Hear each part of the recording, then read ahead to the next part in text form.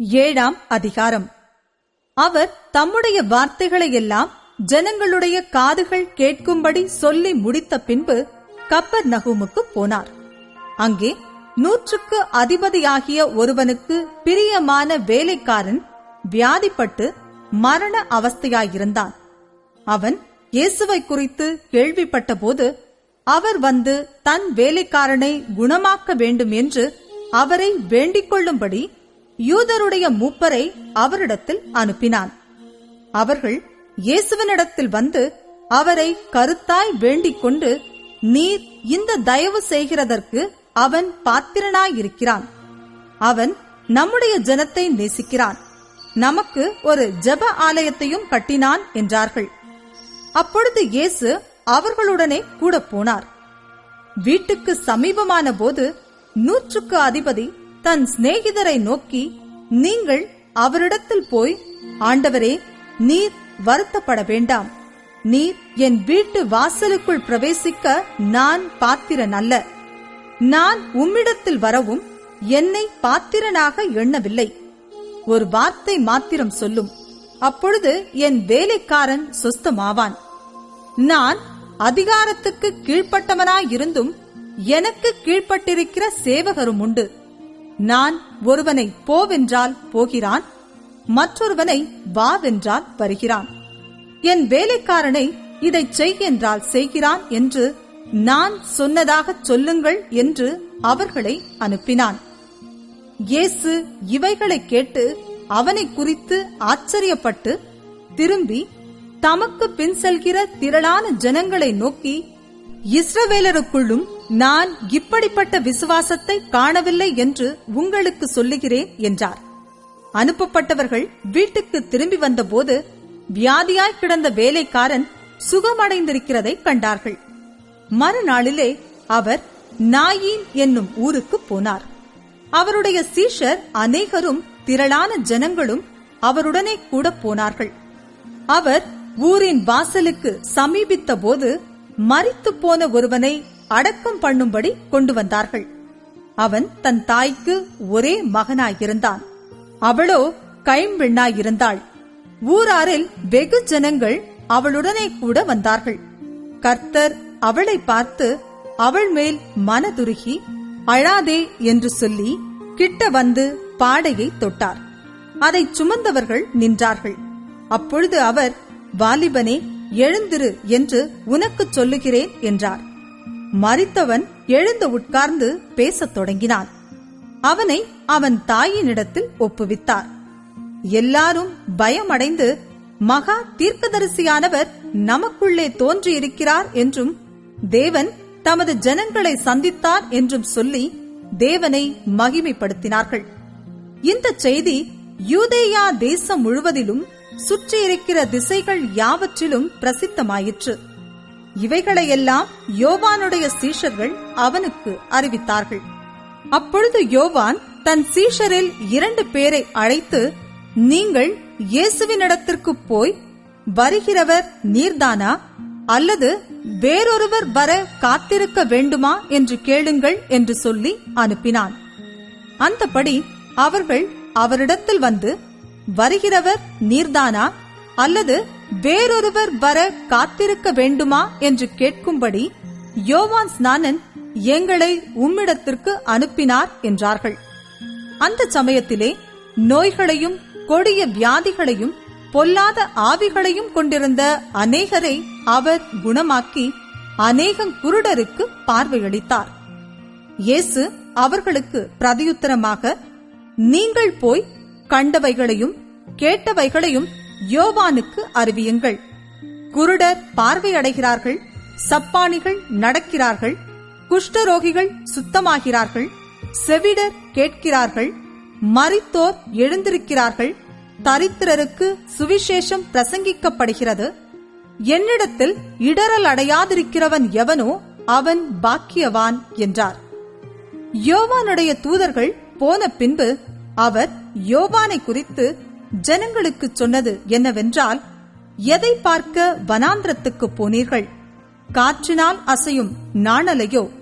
அல்லவென்றால் எதை பார்க்க போனீர்கள்? மெல்லிய வஸ்திரம் தரித்த மனுஷனையோ? அலங்கார வஸ்திரம் தரித்து செல்வமாய் வாழ்கிறவர்கள் அரசர் மாளிகைகளிலே இருக்கிறார்கள். அல்லவென்றால் எதை பார்க்க போனீர்கள்? தீர்க்கதரிசியையோ? ஆம், தீர்க்கதரிசியை பார்க்கிலும் மேன்மையுள்ளவனையே என்று உங்களுக்கு சொல்லுகிறேன். இதோ, நான் என் தூதனை உமக்கு முன்பாக அனுப்புகிறேன். அவன் உமக்கு முன்னே போய் உமது வழியை ஆயத்தம் பண்ணுவான் என்று எழுதிய வாக்கியத்தால் குறிக்கப்பட்டவன் இவன்தான். ஸ்திரீகளிடத்திலே பிறந்தவர்களில் யோவான் ஸ்நானனை பார்க்கிலும் பெரிய தீர்க்கதரிசி ஒருவனுமில்லை. ஆகிலும் தேவனுடைய ராஜ்யத்தில் சிறியவனாயிருக்கிறவன் அவனிலும் பெரியவனாயிருக்கிறான் என்று உங்களுக்கு சொல்லுகிறேன் என்றார்.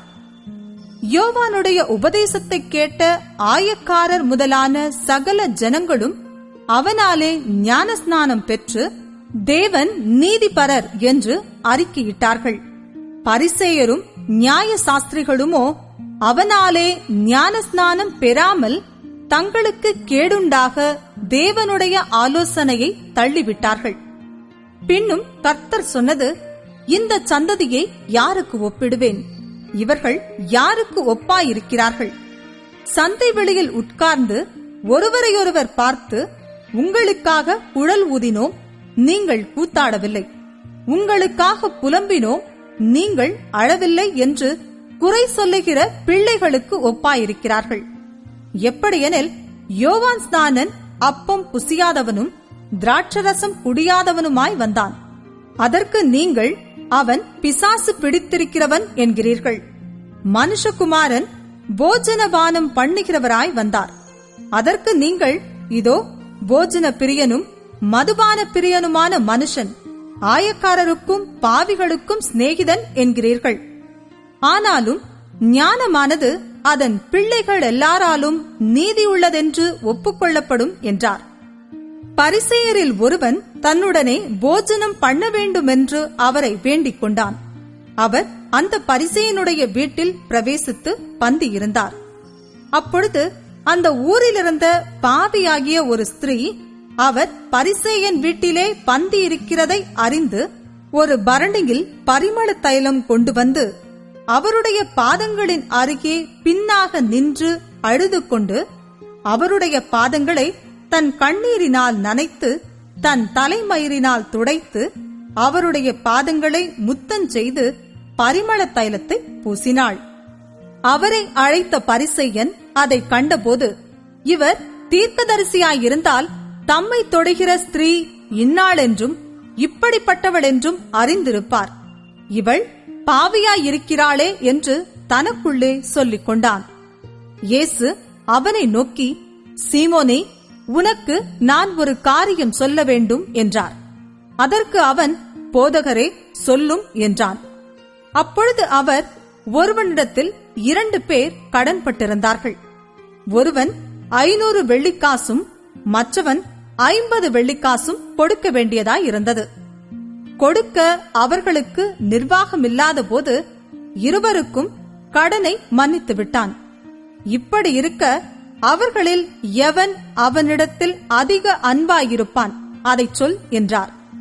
சீமோன் பிரதியுத்தரமாக, எவனுக்கு அதிகமாய் மன்னித்து விட்டானோ அவனே அதிக அன்பாயிருப்பான் என்று நினைக்கிறேன் என்றான். அதற்கு அவர், சரியாய் நிதானித்தாய் என்று சொல்லி ஸ்திரீயினிடமாய் திரும்பி சீமோனை நோக்கி, இந்த ஸ்திரீயை பார்க்கிறாயே, நான் உன் வீட்டில் பிரவேசித்தேன். நீ என் கால்களுக்கு தண்ணீர் தரவில்லை.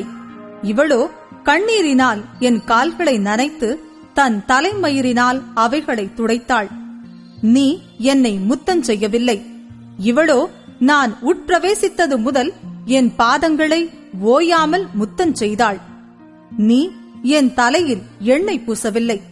இவளோ என் பாதங்களில் பரிமள தைலம் பூசினாள். ஆதலால் நான் உனக்கு சொல்லுகிறேன், இவள் செய்த அநேக பாவங்கள் மன்னிக்கப்பட்டது. இவள் மிகவும் அன்பு கூர்ந்தாளே.